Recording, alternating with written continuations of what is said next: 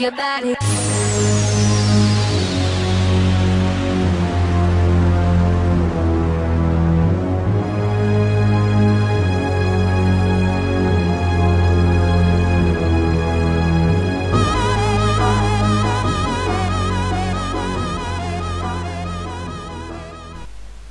Salut à tous, c'est Hugo, donc on se retrouve pour un nouveau tutoriel, un tutoriel destiné plutôt aux débutants. Je vais essayer de vous apprendre à utiliser After Effects, à savoir tout ce qu'il y a à savoir sur After Effects, mais bon, ça va pas être évident, surtout de rester structuré et de pas sauter d'un truc à l'autre sans qu'ils aient de rapport entre eux.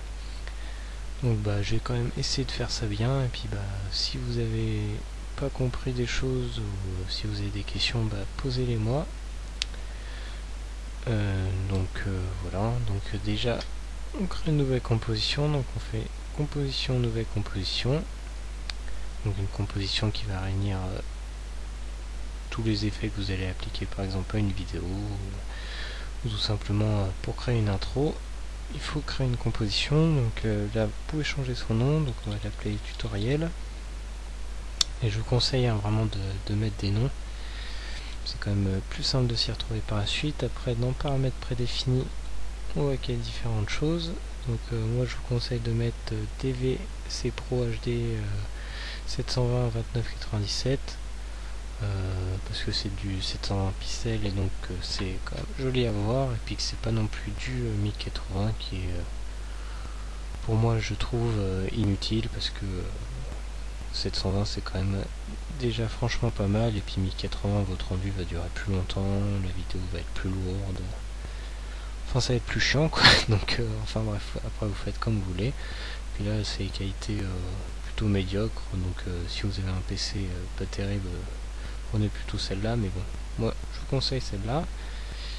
Après dans format des pixels, en général c'est plutôt pixels carrés, mais moi j'utilise plutôt le premier là, parce que tout simplement je recorde mes vidéos en 1024 768 au lieu d'en 1280 720, et avec des pixels plus petites c'est plus simple pour retravailler l'échelle ensuite. Enfin je vais vous expliquer ça juste après. Enfin bref, après 30 images par seconde, hein. Après si vous avez un super PC, 60 images par seconde, et vous pouvez changer la durée ici. Donc il existe une astuce, si vous voulez par exemple 20 secondes, vous mettez 20 et un point, et ça fera 20 secondes, donc je pense que ce sera largement suffisant, hein. Donc voilà, donc une fois que vous avez créé votre composition, vous pouvez importer des vidéos, donc clic droit, importation fichier, et là choisissez votre répertoire. Donc là vous voyez que moi je suis plutôt structuré, enfin j'aime bien faire différents dossiers pour tous les types de kills et tout ça, donc pour vos montages je vous conseille de faire la même chose. Après qu'est-ce qu'on va prendre en pif, voilà celui-là, et donc ensuite vous glissez dans la composition, et donc voilà, c'est ça dont je parlais. Vu que je recorde pas en 1280 720, il faut que je retravaille l'échelle, donc pour ça vous faites clic gauche et puis vous étirez. Voilà. Mais si vous recordez en 1280 720, vous n'avez pas à faire ça. Donc une fois qu'on a importé une vidéo, on peut lui appliquer un effet. Donc il y a une barre ici exprès, et vous avez aussi des effets ici qui sont indiqués. Donc voilà, si vous avez un jour rien à faire, vous pouvez les regarder. Mais si vous connaissez les noms des effets, je vous conseille plutôt d'utiliser ça. Donc on va utiliser l'effet courbe pour vous montrer. Donc soit vous faites double clic, soit vous glissez sur la vidéo. Et en fait l'effet courbe qui va permettre de créer une color correction. Donc on va pouvoir jouer sur les contrastes, sur les couleurs. Enfin voilà, j'ai déjà montré ça dans différents tutos. Donc si vous avez envie d'en voir une plutôt pas mal, regardez les autres, hein. Là c'est juste pour montrer que on peut modifier un peu tout ce qu'on veut. Voilà, c'est pas très beau, mais bon bref, c'était juste pour vous montrer. Donc d'ailleurs si vous voulez voir la différence par rapport au départ, vous avez un FX ici, vous pouvez l'enlever et le remettre. Voilà, donc Ok, donc une fois que ça c'est fait, on peut voir qu'on peut jouer sur la vitesse de notre vidéo et également carrément la friser pour créer une image. Donc pour ça on fait clic droit sur la barre ici, instant, activer le remappage temporel et donc là j'ai un souci. Donc par exemple si vous voyez que pour finir là j'ai pas mis assez de temps parce que la vidéo n'est pas en entier, donc vous pouvez l'augmenter. Donc vous faites clic droit sur la composition, paramètres de composition, et là vous pouvez augmenter par exemple à 40 secondes. Voilà. Ok, donc là vous pouvez jouer sur l'échelle ici. Voilà, donc on voit qu'il y a des keyframes, donc qui indiquent tout simplement le début et la fin d'un effet. Donc là en fait il n'y a rien de particulier, hein, c'est la vitesse normale. Donc si vous voulez faire un accéléré, et vous changez la keyframe de fin, pardon. Et si vous voulez faire un ralenti, vous l'augmentez, et puis ça faut penser aussi à l'étirer, hein. Voilà, donc ça vous pouvez l'étirer à l'infini, donc ça aussi. Donc après suivant pour l'accélérer il n'y a pas trop de soucis, mais bon pour le ralenti faut que si vous faites vraiment un gros ralenti il faut que vous recordiez en 60 images par seconde pour que ce soit quand même joli, sinon ça saccade et voilà. Donc c'était Z pour annuler. Et donc là aussi on peut voir qu'on peut dupliquer une vidéo ou un solide, n'importe quoi. Donc pour ça on fait CTRL-D. Voilà. Puis en fait c'est tout simplement copier-coller, hein. Si je fais copier-coller ça fait exactement la même chose, mais bon. Sous After Effects il existe le dupliquer et il y a aussi le scinder, donc c'est CTRL-D. Donc là comme ça on peut voir qu'on peut appliquer un effet au début et un autre effet à la fin par exemple. Le dupliquer et le scinder vous pouvez le retrouver là, hein, si vous avez oublié les raccourcis. Et donc par exemple là si je veux geler la deuxième partie, je fais instant, geler l'image, et donc là on voit qu'on a notre vidéo. Et par exemple si on arrive à un moment où on veut faire un effet, voilà, quoi, un viseur ou n'importe quoi, et on peut le faire ici. Ok. Donc par exemple là on va faire un masque.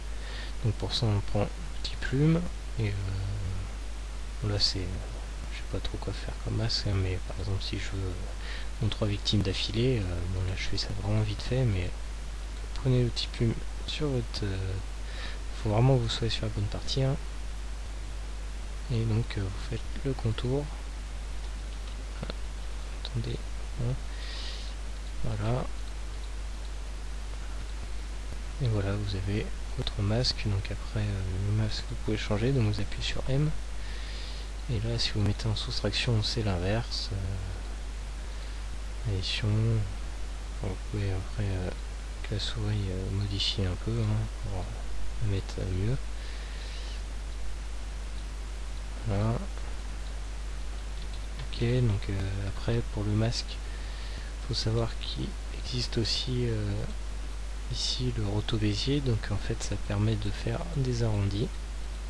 Donc après ça dépend de quel masque vous voulez faire, hein. Si vous voulez faire le camion c'est mieux de prendre par exemple sans roto-bézier parce que ce sera que des angles droits, enfin que des traits droits en tout cas. Mais si vous voulez faire je sais pas un personnage, c'est mieux de mettre le roto-bézier. Après voilà, donc ça c'était juste pour vous montrer un exemple. Donc ensuite par exemple là si je veux mettre un effet viseur, donc d'abord il faut que je crée un solide, donc créer, ça on fait calque, créer solide,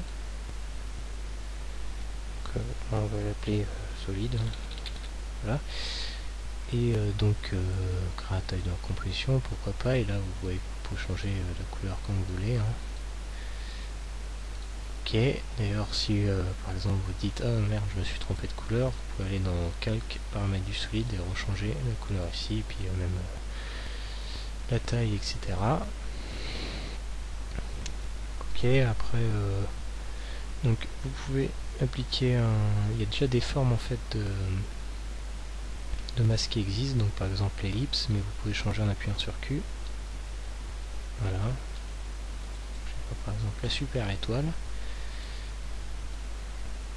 Voilà, donc ça crée un masque hein, comme tout à l'heure. Bon, l'étoile, moi je m'en suis jamais servi, mais bon. Voilà, donc par exemple je vais vous montrer comment faire un cercle. Donc on fait créer solide, hein, et là il faut vraiment mettre la même taille, donc c'est 500 500, mais vous pouvez mettre 1000 1000 ou 50 50, il faut juste que ce soit un carré. Bref, on va mettre du blanc, et quand vous avez votre carré, vous prenez petit ellipse ici, donc toujours avec Q, hein, et voilà, vous avez un cercle. Donc ensuite, si vous voulez juste le contour du cercle, il faut dupliquer votre masque, donc c'est D, copier-coller, et le deuxième vous le mettez en soustraction, et vous augmentez l'expansion du masque, diminuer pardon, ce qui va faire que votre contour va être plus ou moins épais. Donc ça c'est le cas particulier du cercle. Après pour juste le carré, vous avez donc vous prenez l'outil carré ici, rectangle quoi. Il faut vraiment que vous ayez un masque, même si vous avez vu que là ça n'a rien changé, il faut qu'il y en ait un. Et là vous n'avez même pas besoin de dupliquer, hein, vous faites juste soustraction et vous diminuez, voilà. Donc là j'ai fait aussi des tutos sur créer une fenêtre technologique et tout ça, où je vous montre à quoi ça peut servir de faire un rectangle comme ça. Donc je vous invite à les regarder, hein. Pareil pour viseur, hein, j'ai fait un tuto pour viseur Predator. Donc voilà, dans ce qu'on peut créer aussi, tout simplement un texte. On va appeler tutoriel. Voilà, donc à l'échelle, hein, vous pouvez changer là, il y en a pas mal. Puis la couleur c'est ici. Aussi prendre ça, la pipette, et par exemple si vous voulez l'incruster sur le camion comme ça, voilà. Donc là, par exemple je vais vous montrer qu'on peut changer la rotation, donc le raccourci c'est R, appuyez sur R, mais vous pouvez aussi aller dans transformer, vous allez retrouver la rotation, mais je vous conseille d'utiliser les raccourcis. Donc voilà, rotation. Donc si on veut mettre sur le dos du camion, faut mettre en 3D, donc vous avez le cube ici, et donc là vous pouvez faire comme ça. Bon, ça sert pas à grand chose, hein, mais c'est juste pour vous montrer tout ce qu'on peut faire.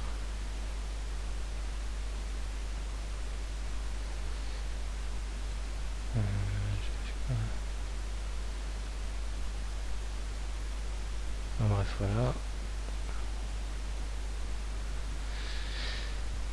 C'est pas super, mais bref, j'ai fait ça vite fait, hein. Donc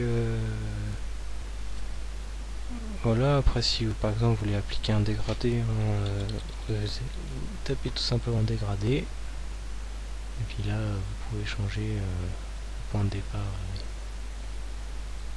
et le point d'arrivée. On peut modifier la forme de votre dégradé comme ça, vous pouvez mettre en radial. Enfin voilà. Qu'est-ce qu'on peut voir aussi? Donc on a vu le raccourci pour la rotation, mais aussi le raccourci pour la position. Donc en général c'est la première lettre, hein, c'est P pour position. Qu'est-ce qu'il y a aussi? Par contre pour la transparence, c'est enfin pour l'opacité c'est T pour transparence. Donc qui va vous permettre de changer l'opacité quoi, tout simplement. Et pour l'échelle c'est S pour scale. Voilà, donc là si vous appuyez sur le trombone, vous enlevez les contraintes, et comme ça vous pouvez modifier juste par exemple la hauteur, la largeur, profondeur, etc. Ok, donc après qu'est-ce qu'il y aurait tout à voir? Là par exemple, pendant qu'on est dans les textes, on m'avait demandé d'expliquer rapidement, donc vous pouvez changer la taille ici. rapidement comment je faisais pour mon effet d'écriture du texte. Donc par exemple, souvent ce que je mettais c'est nom, le IO, page 20 ans,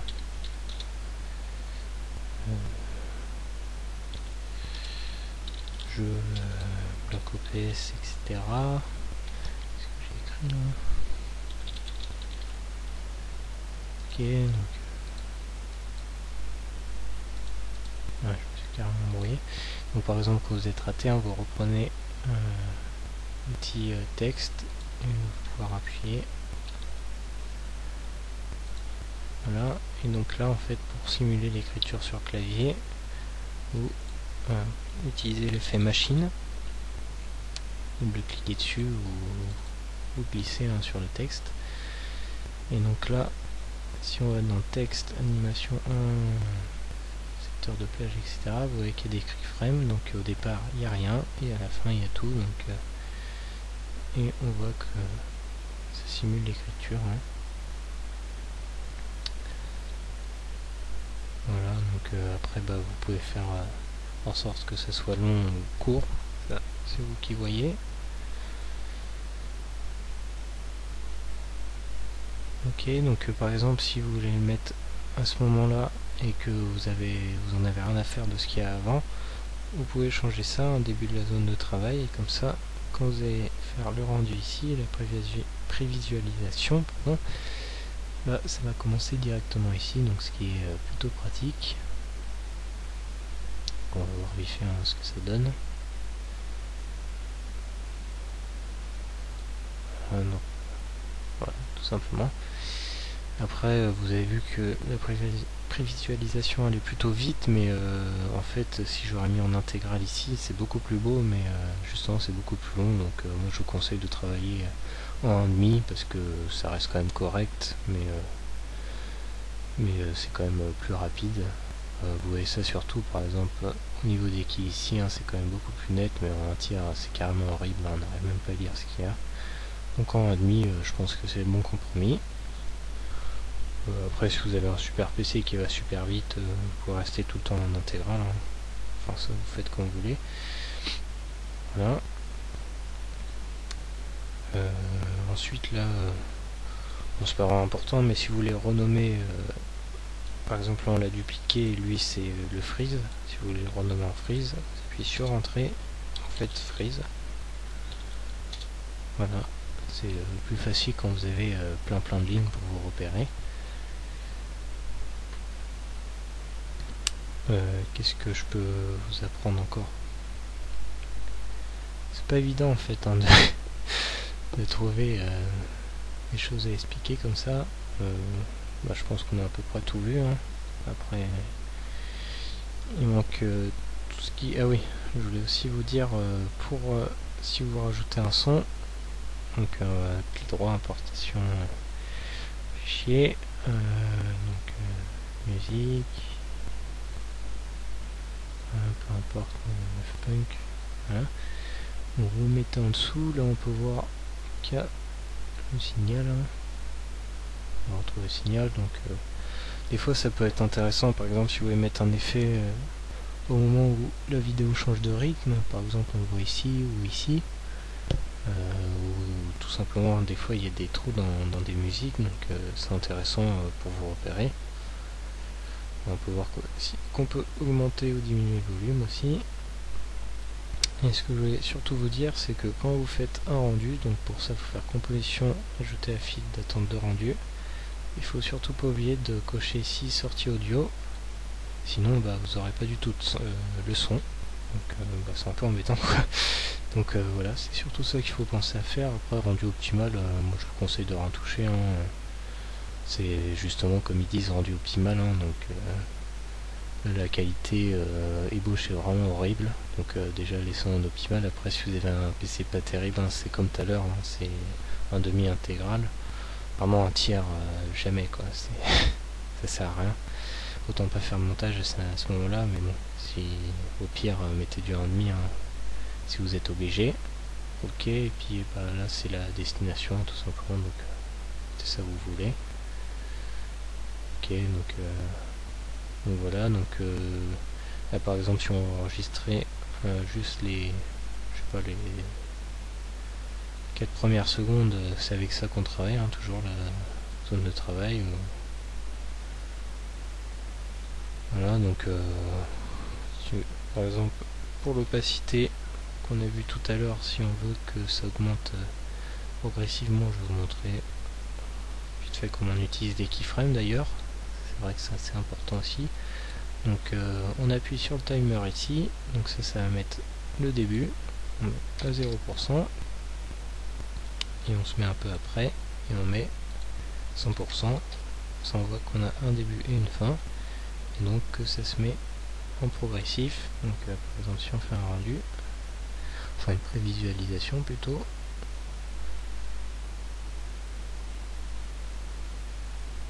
on voit que ça apparaît petit à petit, donc bon, pour commencer une vidéo c'est quand même mieux de faire ça. Voilà, donc ça c'était juste pour vous montrer comment utiliser les keyframes. Après vous pouvez en rajouter où vous voulez, hein. Tout simplement en cliquant ici, ou quand ça c'est coché vous avez juste à changer la valeur et puis ça crée automatiquement. Voilà.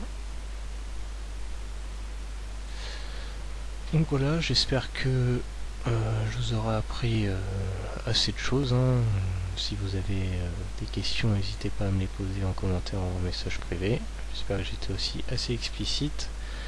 Parce que franchement, enfin ça paraît pas, mais c'est pas vraiment évident d'expliquer quelque chose sans qu'il y ait vraiment quelque chose de concret, comme par exemple quand je faisais mes tutos viseur Predator, bah voilà, je vous dis comment le faire, mais là c'est vrai que c'est un peu global, donc c'est pas super évident à faire. Donc j'espère que ce que j'ai fait c'est bien. Donc voilà, j'espère que ça vous aidera. Si c'est le cas, pensez à laisser un j'aime, hein, ça me fait toujours plaisir. Puis vous abonner si c'est pas déjà fait. Puis voilà, je vous dis à la prochaine pour de nouveaux tutos. Donc si vous avez des idées de tutos, n'hésitez pas à me les dire aussi.